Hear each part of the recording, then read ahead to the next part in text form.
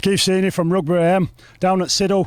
Me and Luke Robinson have been to coach the under-16s. As you can see, Luke Robinson's here, ex-Siddal player, brought his coleslaw mate as well. Coleslaw or coleslaw? It's a coleslaw. So you see, he takes it everywhere with him. First of all, Robbo, what did you think to the Duper League that we did? Yeah, well, good. Obviously, it's a little bit hard to take when you're getting a stick off Leatherface. You know what I mean? It looks like he's been locked under a sunbed for about 50 years. But yeah, as everyone knows in rugby league, if you know me, you know that I've generally got a coleslaw. It generally comes around Sky games as well. Your face is starting to get a little bit battered, is it? You know, just 'cause you're a short lad, your nose is getting a bit of a bruising.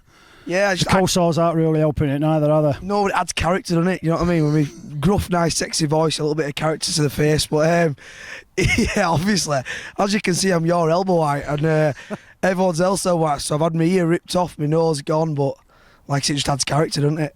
Yeah, we need to talk a little bit about Huddersfield. You've had a bit of an indifferent season. How do you think you've gone so far? Yeah, it's been strange. We've been quite sporadic in his results and his performances. You know, one week we play good, the next week we don't play so well. But you know, we're still in a decent spot. We're not so far off the top. And as teams have shown in the past, really, especially us, probably last year, it ain't about how you're playing now. It's about how you perform at the end of the year, the business end. And fingers crossed we can perform good when the playoffs come around. You've been a bit of a utility player. You've been in the hooking position. You've gone back to your reverted 7 position. Is that your ideal position? Do you like it pairing back up with Danny Brough?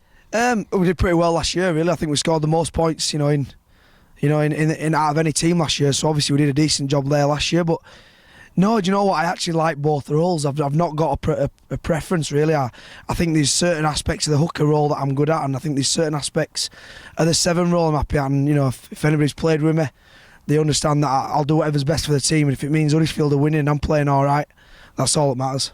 It's good to see coaches. You've got Paul Anderson, Brian McDermott at Leeds. The props union seem to be taking over, and as well as British coaches as well. Yeah, I think they keep it simple, don't they, props? I think us halfbacks sometimes like to complicate things, and we'd have a million players, and sometimes props just like to keep the game simple. And yeah, you know, I just think it's good with English coach, you're getting a crack. You know, I think sometimes that if you can say good day, mate, you probably get a job. And I like to think that, you know, now you can say, hey up cocker, them lads that can say that are getting jobs, because, you know, there's some good English players and there's some good English coaches, and I'm glad we're looking at these shows now as well. Yeah, Nathan Brown, you had at Huddersfield, he started off the role, brought Huddersfield into a bit of quality. What has Paul Anderson changed from Nathan Brown?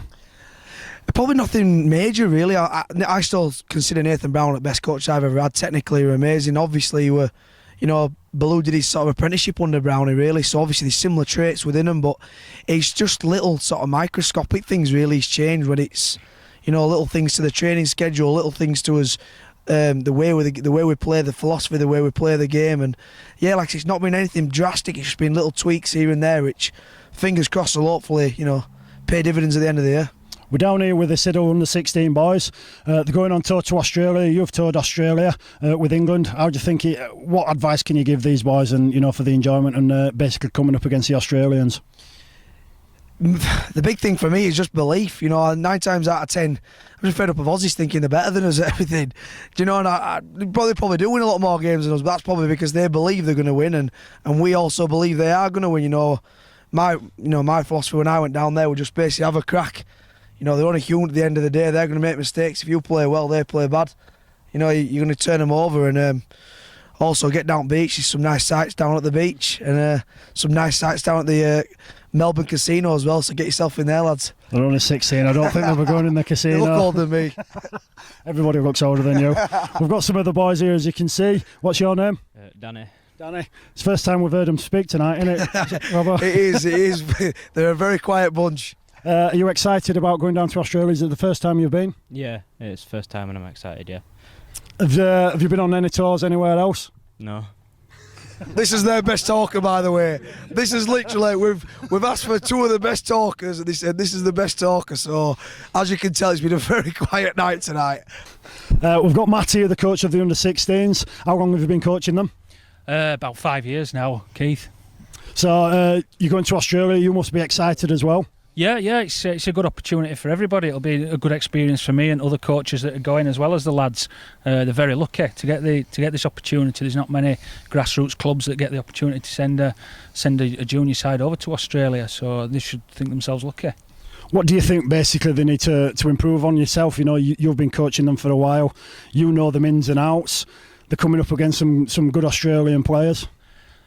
Oh yeah, we're not expecting any easy games over there. The main thing, like Luke said earlier, was that they need to believe in themselves. They need to believe that they are worthy of being out there and worthy of playing against these lads, and have the confidence to put on the moves and the plays that they know they can do. And like you said earlier, they're a quiet bunch. They need to talk to each other. They need to communicate and start being noisy on the field of play. We've got Will here, aka Sideshow Bobby, he's the captain of the Siddal 16s. Must be a great honour, and you must, to lead these out going to Australia. What an opportunity it is for you. It's a once in a lifetime opportunity to lead a 16-year-old squad out to there.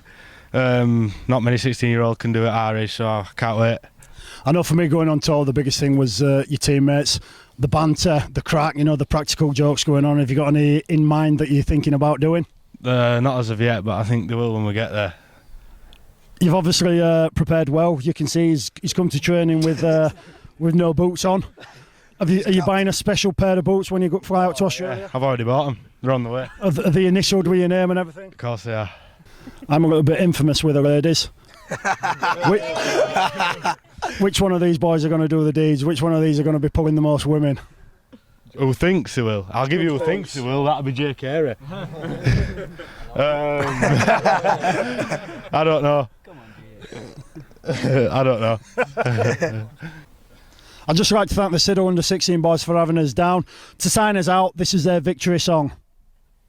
I wanna be a Siddal Ranger. I wanna be a Siddal Ranger. I wanna live a life of danger. I wanna live a life of danger. Scuba diver. Scuba diver. 69er. 69er. I know a girl I fuck good. I know a girl I fuck good. Fucked her every way I could. Fucked her every way I could. Fucked her standing. Fucked her standing. Fucked her lying. Fucked her lying. She had wings, I fuck her flying. She had wings and fuck her flying. Now she's dead, not forgotten. Now she's dead and not forgotten. Let's dig her up and fuck her up. Dig her up and fuck her on. Ooh, ah, ooh, ah, ooh, to be a sinner. Ooh, ah, ooh, ah, ooh, to be a sinner.